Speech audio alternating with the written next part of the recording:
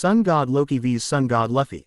Loki and Luffy's first meeting in One Piece. Luffy and Loki met for the very first time in One Piece chapter 1130.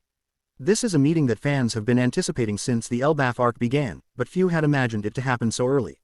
As soon as Luffy found his way into the real Elbaf, the story saw him exploring the country. But, while the forest was certainly intriguing enough for Luffy, something that kept bothering him was a very strong presence nearby. This presence was so strong that Luffy's entire body was tingling. This just goes to show how strong Loki truly is. Along with Luffy, both Zoro and Sanji also felt Loki's presence, and at this point, it was clear for the fans to see that Loki was portrayed to be a monster by Oda. Luffy separated from the crew and went to see Loki by himself, which is where the first meeting finally happened.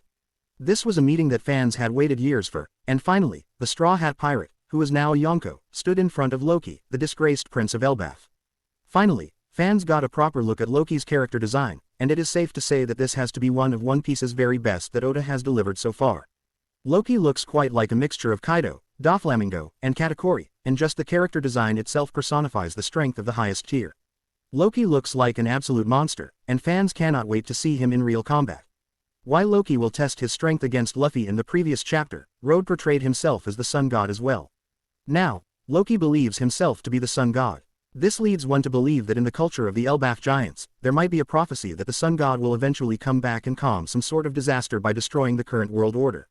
This might lead many individuals to believe that they are the Sun God and the one responsible for calming the impending disaster. Naturally, fans know that neither of the giants is actually the Sun God. This is simply down to the fact that the Sun God is actually none other than Luffy, the captain of the Straw Hat Pirates and the protagonist of the series.